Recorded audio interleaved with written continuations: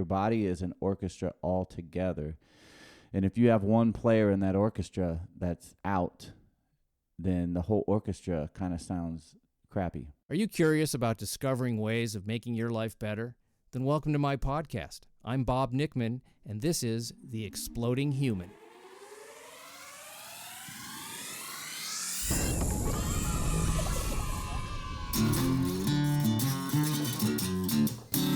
Listen in while I talk with all kinds of people in the fields of personal growth, health and healing, alternative therapies, psychology, spirituality, environment, and the future. I'm looking for those answers that make life better for everyone. You'll meet cutting-edge practitioners, doctors, artists, filmmakers, business people, and those who have overcome challenges. The brave, the curious, anyone who is out there helping us humans to explore, expand, and explode. Hey, thanks for listening to The Exploding Human. I'm Bob Nickman. Welcome. That gentleman you heard at the top is Mr. Ryan Thor. I just call him Thor. I like it better. And he is a body rehabilitation specialist. And he's great. So we're going to talk to him in a minute. Just want to invite you to visit my website if you get a chance, theexplodinghuman.com. You can see photos of all my guests that I've had on, all my episodes, synopses of those episodes, a little bio on myself. There is a donate button. If you would care to donate to the show, that would be much appreciated. I would also love it if you would subscribe to the YouTube channel. That's free. That is The Exploding Human with Bob Nickman. You got to add the with Bob Nickman. I am very excited for this episode with Thor, because he actually took me through a full body analysis session. It was great. I learned a lot about where I'm working properly and where I'm not, where things are out of balance. It was pretty intense, but pretty great, I have to say. And he's had a lot of experience with this stuff, because he's had some car accidents and some sports injuries and a few surgeries he had to recoup from, and he really became a healer through his own trials and tribulations, and he's got a lot of anecdotal and personal knowledge for himself and some of his clients that he shares with us. And we get into some other things besides the rehab stuff. We get into some nutrition and meditation and a few other interesting things that he has done over the years. So please check it out. Here it comes, the interview I have with Thor. Good morning, Ryan Thor. Good morning. We are in the Santa Monica Public Library in a study room, my favorite studio, my mobile studio. And we're going to talk about what Ryan does, or Thor, whatever we want to call you. I like Thor because it's just a cooler name, you know. It's simple, and people have been calling me Thor since like 7th grade. And it is your real last name. That is my real last name. It was, and it's very, it's very sort of Greek god or masculine. It's a lot to live up to. I won't kid you, Bob. I'm stuck with Bob, and you're Thor. Thor. Yeah. And you are a rehabilitation specialist. Oh, you got it out okay. Yeah, yes. I did. And, well, full disclosure, I got a free, long, 2-hour session of having my body analyzed. Indeed. And now I'm all scrunched up, sitting in a bad posture. Right. Because it's comfortable. We're undoing all the hard work right now. And I have to say, when he says he's a specialist, he is. We went from the top of my head all the way down to my feet and went through all the areas that were tight or weak or not in balance with the other side of my body, which I guess is fairly typical. So why don't we start with something very simple? What is a rehabilitation specialist as opposed to a physical therapist or something else? And just talk a little bit about what you do. Okay. A rehabilitation specialist is a title that I pretty much coined for myself, because there isn't exactly a specific title for me. The reason is because nowadays you have to be a doctor of physical therapy in order to take insurance to be a physical therapist. Before, it was a master of physical therapy, and they got grandfathered in, and now you have to be a doctor. So I didn't want to go back to school. I went through the school of hard knocks to learn most of what I learned. I had my first surgery in 1993 on a blown ACL, and then I had to rehabilitate that, and then I had a complete elbow dislocation that I had to rehabilitate. They told me I'd never play any sports again. I spent about 4 months with an amazing physical therapist who actually my insurance wouldn't be covered, and he was just this gracious man. Jim Hammond down in Florida. This was many years ago, so he's long since retired, but just an amazing soul. I didn't even have enough gratitude in my life to understand how much he was giving me. He's giving me my arm back when everybody else, all the medical doctors told me, you're done. Like, you're not going to play any sports anymore. Because I was a rugby player, a volleyball player, basketball player. I mean, very competitive. And I played rugby for 7 years, and I thought it was all over. That was it. My elbow, it was, I don't know if you can imagine your elbow bending 180 degrees the wrong way and your hand literally touching your shoulder, but the wrong way. That's what happened. I snapped that thing back into place, and then they took me to the hospital. And luckily, I'd snapped it back into place, because then it would have been a horrific resetting of that joint. But after that, I realized, the body can heal anything. Because, all these doctors told me, that's it, you're done. And it was maybe a year and a half later, I was back playing rugby. My arm was just as strong as so it was my left arm. It was just as strong as my right arm.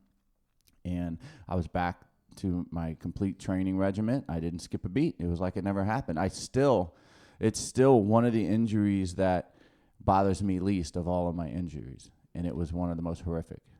That's amazing. You always hear about, two things I want to say. One is that the wounded become the healers, and this is certainly the case with you, that you've had multiple surgeries and injuries and have not only have you rehabilitated yourself, but you've taken the knowledge that you've gotten from your own rehabilitation, and now you're able to pass it on to somebody else, right? 100%. Yeah, and that doctors, just because they have that title, don't really know everything. The human body has another factor called remarkable. Mm-hmm. That there are people, and I think you're probably one of them from the 2 hours I spent with you, that have an insight into how things work in the body that maybe somebody who is a, quote, professional has maybe not learned or experienced or had the ability to recognize for whatever reason. Not saying that they're not worth anything, because they are. Correct. But there is something about going through an experience that gives you a knowledge that others might not have, and I think that's your case. I was just going to say, so I had the elbow. So first there was the knee, then there was the elbow. Then the doctor did a misdiagnosis on my shoulder and took 8 millimeters of my clavicle out, called a Mumford procedure, and it was the wrong diagnosis because I couldn't move my shoulder above. I couldn't go above chest height. So they said, it's an impingement. So we'll saw off part of your bone, and they did that. I woke up, spent a whole year of my life rehabilitating that, and it was the wrong diagnosis. I actually went to the current surgeon that I use now, Dr. Mark Gettleman, out of Southern California Orthopedic Institute, plug. And he comes up to me, and I said, here's my MRI. And he's like, you can't see anything on an MRI. I'm like, what? He's like, yeah, you can rarely see. I mean, you can see a couple things here or there. He goes, but we're just going to have to go and take a look, And that was the first time that a doctor admitted to me that the MRI is a bunch of gobbledygook, You might see a little something of something, but you can't really make it out, is what he was saying. He's like, it could be anything, And that's when I went, what? We spent $3,000 on an MRI, and you really aren't seeing anything, And I'll get to why that's important in a minute. But so he just basically said, I'm going to have to go in. And at that point, I was so, devastated by all this stuff. I'm like, all right, just go in, man. And he went in, and of course they had a camera in there, so I got to see everything that was going on in there. He repaired the labrum, repaired the rotator cuff, and took out a couple big bone spurs. Now, wait, you watched this as it was happening? Not as it was happening. Oh, okay, you saw it later. I got the videotape. Oh, yeah. VHS, I believe. That's how long ago it was. Okay.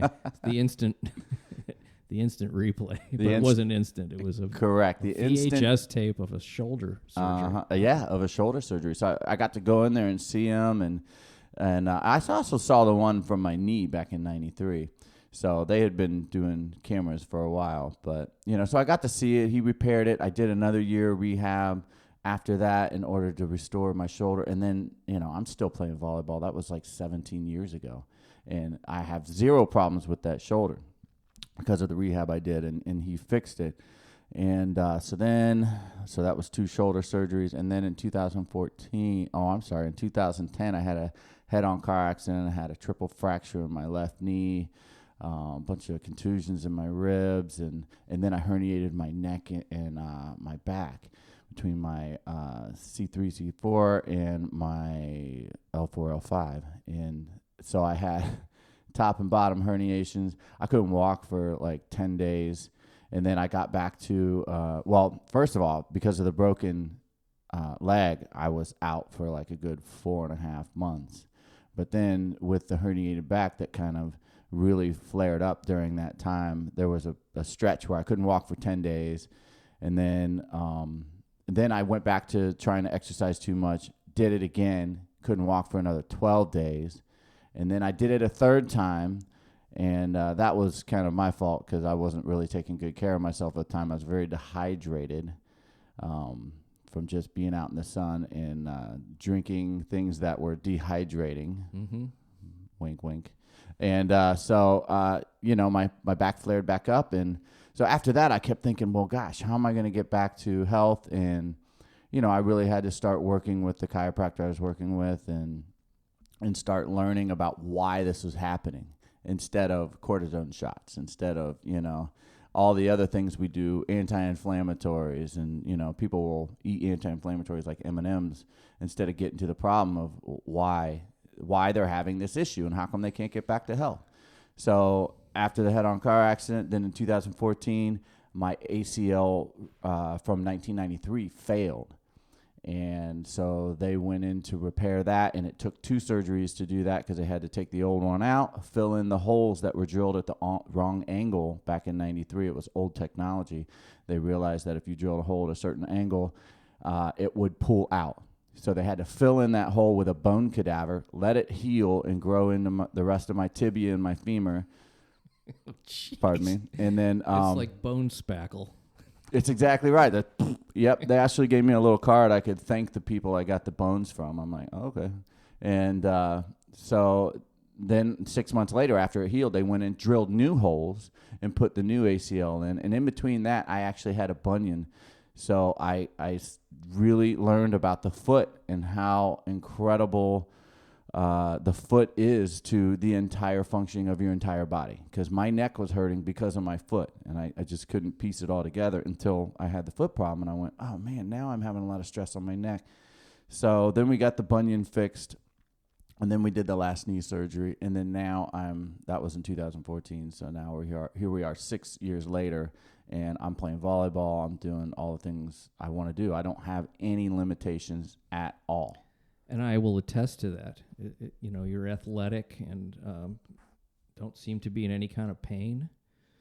And it's extraordinary. So you learned these techniques from some of the practitioners that helped you, and there was some schooling on your side too also, right? Yes, that's correct. So after my 2010 car accident, I was out of work for about 9 months dealing with all these things and trying to figure out how to get back, to regular health. And I was playing in a band I had a band for 5 years at that point, and they all went off to, I was out so long they had to work somewhere. So they kind of broke up and made other commitments. And then I didn't have anything to do when I got back. So the girlfriend I had at the time said, hey, you're good with healing. Why don't you work with some of my clients, do a little bit of water aerobics and maybe train some of them. She was a water aerobics instructor down in Miami or Fort Lauderdale, Florida. So I lived in Miami, Fort Lauderdale for a long time before moving out to California. And I said, yeah, that sounds good. I didn't have anything else to do. And I said, yeah, I have a lot to share. And I started sharing with some of these older folks because, it's in Fort Lauderdale. It's where all the Senior snowbirds citizen. are. Mm-hmm. And so it was, they'd sit around and tell me about their aches and pains. And I'm like, I know exactly what you mean. I feel the same way. And by the way, I guess I shouldn't say I had zero problems. I did have arthritis in that right knee after they finished that last surgery in 2014. They told me about it because it had been moving for a while. So it had done a lot of rubbing. And now I deal with arthritis in the right knee. So I guess I shouldn't say nothing. But I manage it very, very well by stretching and strengthening. As long as I keep up my stretching and strengthening, no arthritis problems. So when these old people tell me how they feel, I know exactly how they feel. You tell me about your arthritis, I know about the arthritis. Tell me about your joint pains, I know all about those joint pains. And I have one of my clients right now who I actually live with. She's also my roommate, and she's a 67-year-old with she's got an injury from when she was a child. And her back, the imbalance in her body is so severe that she's constantly mitigating the symptoms. And I give her the tools and tell her, you're not using your right leg. That's her difficult leg to use, and she doesn't want to use that leg. So she overuses the left leg, and then her back hurts. So these are just some of the simple things I learned, because when I couldn't use my right leg, after surgery, my left hip became the problem. In 2010, when I had the car accident and my left knee was broken, it went from my knee being what hurt to my hip being what hurt, because my hip was doing the job my knee was supposed to be doing. So, the next joint up was taking too much. So I'd walk into the therapy office and be like, my hip. And they'd be like, wait a minute, we're here for your knee. I'm like, yes, but it's my hip. You got to take care of my hip. So, yeah, like you said, I learned a lot from going through these things. And then when I started doing training with the water aerobics, I had to get certified. So I went ahead and got certified. That was pretty easy. It was quite a simple, ordeal. I already knew a lot about anatomy, and now I just had to learn a little bit more about anatomy. But the actual mechanics of how, the muscles push and pull and, how they all work together, really, really, I was taught that at a much earlier stage, just going through my rehabilitations. So it made me going to class and going through these certifications so much easier. And then I started getting specialties, because I was working with some of these older folks. We have to recertify every 2 years anyway. So I'm like, you know what, let me just take all these specialty classes for chronic back pain, chronic shoulders, neck pain, you name it. Anything that has to do with how we feel when we age. I'm like, let me just learn a little bit more about all of that. And that's how I've just kept tacking on more knowledge, book knowledge. But that book knowledge has never outweighed, my hands-on knowledge.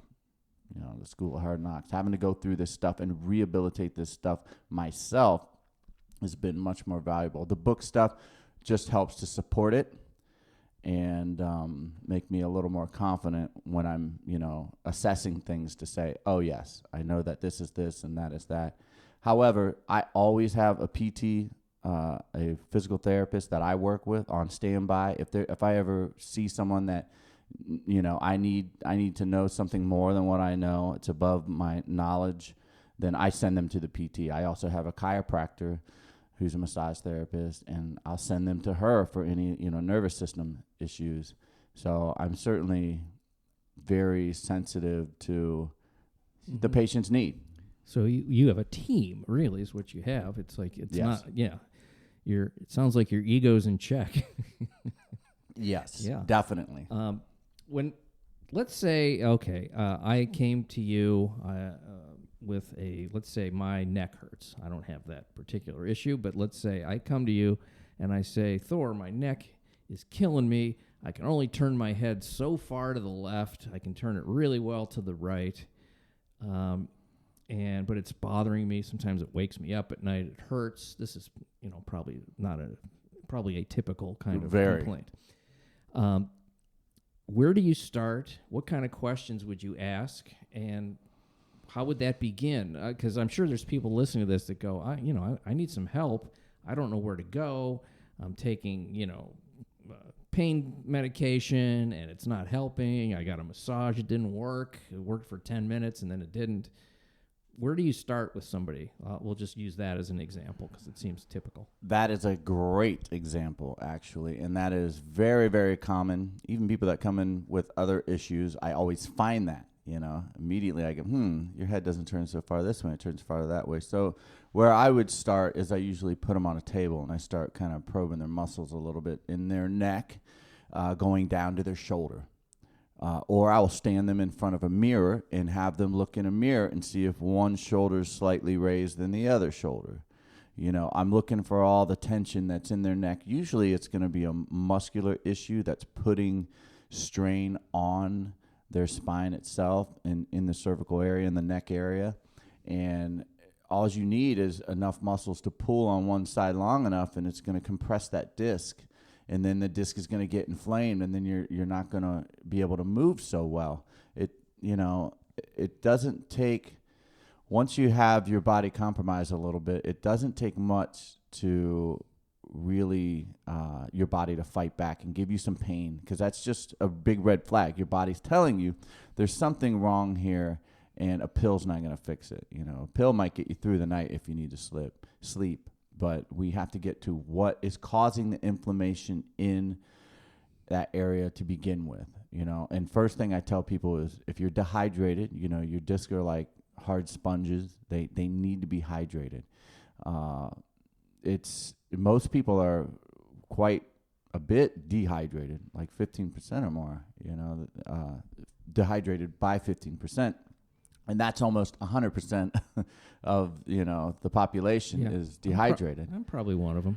Yeah. If you drink coffee, if you drink tea, if you smoke, if you vape, if you drink alcohol, any of that stuff, they're all dehydrating. And we usually, people be like, well, there's water in my coffee. And I'm like, no, well, that doesn't count. That's why it's called coffee. Otherwise it'd be called water, right? So people don't drink enough liquids to start with.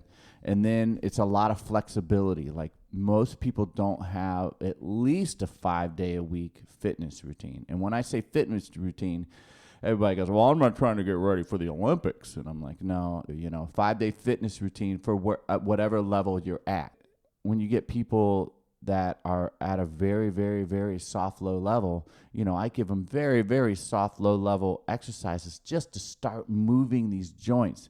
And especially for the neck, we have to get the neck stretched back into position. It's going to be about slowly getting them to restore that range of motion. So what I would do then is I'd go down to the pec, your pec muscles. If your pec muscles are tight, if you can't move if you don't have proper shoulder range of motion, you will not have proper neck range of motion. So, if you go to a chiropractor who's not a good chiropractor, then he's going to work on your neck alone instead of going down to your shoulder and saying, well, how's your shoulder? How's that whole, apparatus working? And then if your shoulder's having problems, why is your shoulder having problems? Is there something wrong with your elbow? Is there something wrong with your wrist? And so we start going down and seeing, okay, let's start with the wrist, as your wrist isn't working well. Well, then your shoulder's not going to work well, and then it's going to stress out your neck. Posture is the key to all spinal problems for the most part. If you're having a spinal problem, it 99% of the time has to do with posture. Now, this is excluding, of course, having some sort of injury. I always start out by asking them, do you have any injuries? Did you ever hurt yourself? But most people have some slight postural issues. So I get their heels against the wall, I get their butt against the wall, I get their shoulders against the wall, and I get their head against the wall. And then I have a series of tests that I would do, like I did with you. Yeah. Mm-hmm. And just have you do a couple things. And once you realize, oh, wait, I can't quite get my arm up to the side, that's, it's usually a shock to most people. They're usually shocked that, and then they're like, well, not everybody's supposed to be able to do that, right? And then I show them, and they're like, oh, okay. Well, you're younger than me, though. And I'm like, no, I have 80-year-olds that do this. So yeah, no, it's an interesting thing about when parts of the body work really well, and then other ones are like impinged in some way. Right. I know when I do I do head rolls, very slow ones when I'm warming up before I exercise. Is that okay? Yeah. No. And the one side when I roll this way, which is Wait, are you sitting when you're doing these? Okay. I'm standing straight, and then I roll my head clockwise. I'm okay with that. Yeah, because Right, then slowly. you're depressing the shoulders, meaning Yes. dropping the shoulders Yes. down. Exactly. That's great. And then I roll the head counterclockwise. Clockwise, it's like nothing. Right. Easy.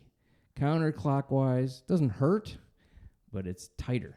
And sometimes I'll hear like a little Crunch. little crunch, a little adjustment, and then I take the So I know that one side is a little different than the other one. I don't have pain when I do it, but it's an interesting thing because I do being in my 60s now. I'd say half of what I do now is stretching, slow stretching, and that's half of my workout at this point in my life, because it just feels like, gravity has done its job. Absolutely. Yeah. I mean, as our body ages, so should our fitness program. I had a guy who's a volleyball player. He's like a 50-year-old, and he used to play for UCLA. He still thinks he plays for UCLA, and he came in, and through the evaluation, he wanted to work on his back, and I found out that his shoulders and his hips and his knees were shot. And he's like, oh, I didn't even realize that. So he actually got 5 sessions with me. We made it through 3 sessions before he stormed off because his pride would not allow him to let me help him. And all I had him do is I said, here, stand up with your back against the wall, heels, butt, shoulder, head. And all I want you to do, put your palms against the wall, and I want you to lift one leg for 60 seconds. And he couldn't do it.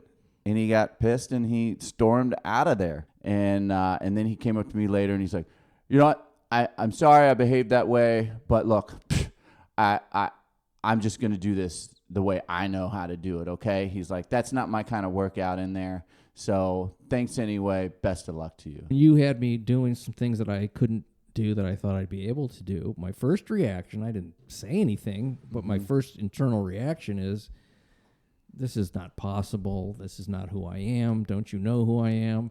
A lot of people go, well, I used to run the 50-yard dash. It's like the idea of youth and what you used to do sticks in the human brain, and you don't think that other things can be possible. Mm-hmm. One thing I learned, I'm going to tell you this, I think I might have told you this.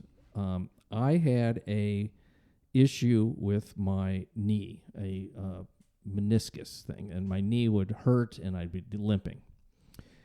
So I went to this orthopedic surgeon, and he pushed on the spot, and I jumped, and he goes, let's schedule the surgery. Mm-hmm. And I go, okay, I'll call you. So then I went to my chiropractor, and she said, well, why don't you do the rehab that you would do after a surgery before the surgery and see if that fixes it. So I did that. You know how you lean against the wall in a sitting position. Oh, yeah. And I did stuff with the foam roller, with the IT band on the side of my leg. I rolled the foam roller on the insides of my legs. I just did all this stuff that I was told to do. Mm-hmm. Now, that was probably 20 years ago. I've not had the surgery, and I have no knee pain. So that experience taught me that, okay, doctors, obviously that was his job, and he thought he was doing what he was supposed to do, and he had I don't think he had any sort of idea that there was other possibilities, because he didn't want to entertain that. That would cost him, income, and, the idea of I went to school for this stuff, no one could possibly know more about this than me. There was some of that. And so what I learned from that experience, and I was very grateful to this chiropractor who said, try this first. My feeling about surgery is that it's valuable if it's the very last thing to do. Very last. It's if you can avoid it, don't do it. Correct. And if you need it, it's great. Mm-hmm. I recently had a 45-year-old friend of mine go in for a routine back surgery and not wake up. He died. Ooh. Yeah. And he didn't need it. And I told him he didn't need it. And I told him, let me help you. And again, I've asked or not asked, I've offered hundreds of my friends, and I mean hundreds of friends, family, workers, people that I'm friendly with, and I'll say, look, give me an hour of your time, I'll change your life. And this guy wouldn't do it. And he went to the allopathic doctor, and the allopathic doctor, right out of the gate, says, we're going to fix this with surgery. And he didn't even share with me what it was. I just, I was going to work with him where he was at. But then he got a diagnosis. He didn't talk to me very much after that. Not that he was mad at me, but, we just didn't have any more to discuss with that. He didn't want, I offered it to him. He didn't want it. And then I don't push people. I just say, hey, when you hurt hard enough and you hurt long enough, you give me a call. That is certainly the worst case scenario possible. It is, but it happens more than people know. These things do happen. It is a dangerous risk when you go under the knife. Nothing is routine about being anesthetized and working on someone's body that puts stress on the nervous system. So you encounter, and I think a lot of people do that are healers, resistance based on a couple of things. One is ignorance. Well, it's ignorance. And I say that in the definition term. I don't say it in a derogatory. Right, ignorance of the possibility that there's another way to do something. Correct. Right. Or I should say programming too. They have all been brainwashed, programmed, whatever word you want to use. They've been programmed since an early age to submit to that authority of the American Medical Association. And really what happened was, before there was the American Medical Association, a group of rich men got together and they donate grants, and they really created and fostered this university system of teaching people, so they had control of what was taught. And so they teach the doctors what it is they're going to practice. So if they don't want to teach the doctors about nutrition, if everybody was taught nutrition in the beginning, most of these problems wouldn't even be here. Like arthritis would not be an issue if everybody was taught nutrition and strength training. That's it. And I mean strength training in a very basic fitness way, And when I was in school, we did a little bit of that. But even the generation before me, they actually had like strength training classes where they learned this stuff. And it was popular to just to be healthy. And then, now the doctors are not taught that. You talk to your average doctor. Like I'll go and talk to a doctor who's reeks of smoke, who's 80 pounds overweight, it's like there's a lot of fat doctors out there. There is, and like you're not going to get healthy from someone who's not healthy. So body awareness, which is, a certain type of consciousness about how you're moving through the world minute to minute. Mm-hmm. And the other idea is that the quick fix.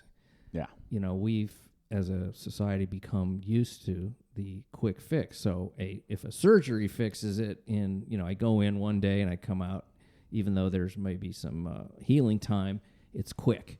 If I have to actually go and change my lifestyle, what are you talking about, man? Every day I got to exercise 5 days a week. Why, I got stuff to do.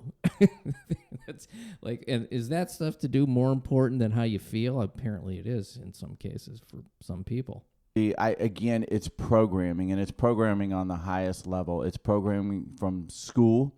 It's programming into college. It's programming into the TVs, to your radios. If you look at most of TV ads, they're all pharmaceutical ads. So pharma money is going to highly outweigh any type of naturopathic type of, way of living. I was riding my bicycle back from the beach the other day, and it's uphill. It's not an super easy ride, but, it was, maybe a half a mile, but it's kind of uphill. And while I was riding uphill, I had 3 to 5 people younger than me, every one of them, mostly in their 20s and 30s, zip by me on electric scooters. Right. And here's this old guy in his 60s actually riding my bike. I'm not saying this to say that I'm better than them, but I am. Yeah, yeah. You really are, because they're 30, and when they're 40, they're going to be in worse shape than you hopefully will ever be in. Your body has another system called the lymph system. So your heart pumps your blood. That's your cardiovascular or your cardio system, and between the lungs and the heart to circulate the oxygen. And then you have your lymph system, which is what rids your body of the toxins. Your lymph system, the only pump your lymph system has is your muscles. So if you're not pumping and stressing your muscles on a daily basis, you're not pumping those toxins out. If you're not sweating, you're not getting those toxins out. And you have to pump that lymph system. If it stays stagnant and it doesn't move, then it starts to break down the tissues in the area, in your muscles. And again, once your tissue starts breaking down, it basically starts to die, because your body is constantly breaking down and then rebuilding. So the only way for it to rebuild properly is for you to get the bad stuff out and then get more minerals and nutrients in your body. So if you're not moving and you're not getting the bad stuff out, and then you're eating stuff that doesn't provide you with the building blocks to build new things, you're going to break down faster than you build up, and that is the definition of dying. So I'm assuming, and we didn't talk about this, but I know we both meditate. Is meditation part of your prescription for some of these people that you work with? 100%. I will say probably 95% of people don't do it. People don't want to do the work. I was just thinking they don't want to do the cure is really what it is. It's, the cure does require effort and time, but it's like, I think if you would say, somebody said to me, if you do the cure, you'll be cured. Right. Instead of the work, because people hear work and they go, I already got a job. Right. This lady came to me, and right away she walks in. She's like easily 75 pounds overweight. I said, all right, let's see what we're looking at here, and I had her do a few things. I had her lay down on the table. And the first thing I did during the evaluation, I said, look, I'm going to help you get out of pain today, and then show you a couple things to work on, and then you come see me again next week. So I started working with her, and I worked out all her muscles, releasing the tension in her muscles and doing a little bit of light stretching. And by the end of the session, she was lying on her back, and I was able to bend her knee and bring her heel about a foot away from her bum. So basically flex the knee, so bend the knee, and it flexed more than, she goes, I haven't been able to move my leg like that in years. And I was like, there you go. I said, now imagine if we do this for the next 3 months. This was just, 90 minutes. Mm-hmm. I said, imagine if we do this for the next 3 months. You're going to feel great. And she goes, you know what, Thor, I'll be honest with you. She goes, I am a baby boomer, and I like pills and the easy answer, and I don't think that I'm really going to want to work this hard. And there's just nothing more I can say at that point. Like, she was very focused and kind when she said it to me. It was well thought out, and I still haven't heard from her. It was like a couple months ago. Well, she knows herself. She knows herself. Yeah. Oh, yeah. She was very honest about, I don't think I want to put that amount of work into it. In the simplest version, what would it take time-wise, daily, for someone, let's say they're 30 years old, they don't really have any big issues yet. Mm-hmm. They're, little stuff maybe. What prescription for living to avoid a lot of these things that you see down the road? I'm taking out car accidents and things like that. Right. Just general health. How much time would it actually take somebody in a day to maintain a nice level of health where they don't have these problems? So 15 minutes of meditation. There's 15 minutes. Mm-hmm. The mindfulness of eating a certain way, which is, let's just say it's 15 minutes. It's not that. I mean, once the knowledge is there. Right, correct. So let's say there's some stuff you only have to do once or twice to get the knowledge, which might take. And if you cook in a catering style where you prepare a bulk of food for the week, it's called food prep, for the busy 30-year-old, then that way you have food ready, instead of eating out and all that other stuff. Okay, so eating healthy food at home or preparing it at home, which does take some time. So one day a week, you might spend 4 hours in the kitchen, 5 hours in the kitchen. Okay. And and then 15 minutes every morning for meditation. And then exercise, an hour a day, let's say. Definitely you want to, and again, that depends on what people's jobs are, what their moving habits are, you know what I mean? If you have some sort of, job that keeps you moving throughout the day, then you have a leg up on somebody who sits all day. But yeah, I definitely think you should be sweating for about an hour a day. Okay. So we're really looking at about... And then stretch. So we're looking at maybe 2 hours out of the 24. I'd say 2.5. 2.5. Let's out go. Of 16 waking hours. Okay. So it's an eighth of the time you're awake. Mm-hmm. And when you think about how a lot of us spend our time, some of this stuff, actually, the exercise could be done while watching TV. That's absolutely correct. So you can double up, you can multitask. Mm-hmm. They talk about fat shaming, and they've made this propaganda about fat shaming, where it's not really fat shaming. What it is health abstinence. It's that. Well, that's the part nobody talks about. It's like if somebody wants to be overweight, that's their choice, I guess. To nobody live that way, wants to be overweight, but it feels like shit. Yeah, I mean, I've been overweight to varying degrees, not like huge, but even 20 pounds beyond where I like to be doesn't feel good. Obesity. A lot of people say, well, it's It's genetic. It runs in my family. I'm like, no, nothing runs in your family but your bad eating habits, okay? Well, overeating does run in families. Well, yeah, of course. I mean, I don't know if it's genetic, but it's not genetic. You're right. It's habitual. It's exactly And if right. you don't believe me, visit Disneyland. Right. And see the families. Well, you look at a overweight lady's child who's thin and fit.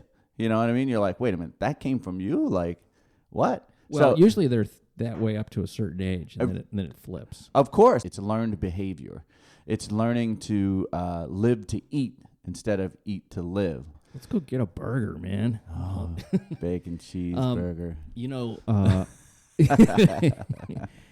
So let's plug your website so we can find out if somebody wants to locate you and get some rehabilitation work. Send some hate mail my way. Well, we'll take out the stuff that's too controversial, which is all of it. Oh, yes, indeed. No, so how do we get a hold of you? You get a hold of me at rehabtraining.org. Rehabtraining.org. You can see a little bit about what I do in there. There's plenty of testimonials in there. So you can really get a good idea of what you're getting into, and you can get a hold of me, email, phone, rehabtraining.org. Yeah, it's a great website. I went and checked it out before the interview. Yeah, and I liked it. Yeah, I liked what I saw, and I liked the assessment that you did with me. It was thorough and kind. And a little intense, because, the body says no to some things right at first. Yeah, absolutely. Yeah, so my advice to anyone is remain teachable. That is such a great way to put it, And even my friend Dr. Vangtama, he always tells people, like, Thor is passionate about what he does. And he says the same thing. Just be open to learning, because it's going to be against a lot of what you feel that you know. And that's when I say the word ignorance is just it's void of what we've been taught. And there's a new way, and not a new way. It's actually an older way, It's a natural way of just moving your body as an orchestra. Your body is an orchestra altogether. And if you have one player in that orchestra that's out, then the whole orchestra kind of sounds crappy. So it's important to make sure we tune up each and every single part of our body. Every joint needs to be looked at, and in our posture and our spine straightened out, because that's your nervous system, and your nervous system controls all of your vital organs.